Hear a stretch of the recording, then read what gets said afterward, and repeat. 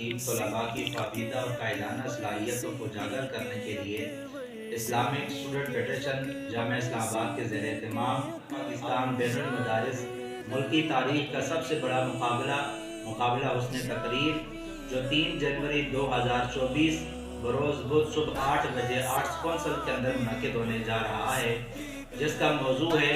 کردار سیدنا صدیق اکبر کی روشنی میں عظمت رفتہ کی بحالی۔ یہ 5 زبانوں پر مشتمل ہوگا: عربی، اردو، انگلش، فارسی اور چائنی زبان پر، جس کی صدارت فرمائیں گے وارث علوم و معارف حضرت حافظ الحدیث الحاج پیر سید نوید الحسن شاہ صاحب مشہدی، آستانہ عالیہ بکی شریف، سربراہ جماعت جلالیہ پاکستان، اور زیر سرپرستی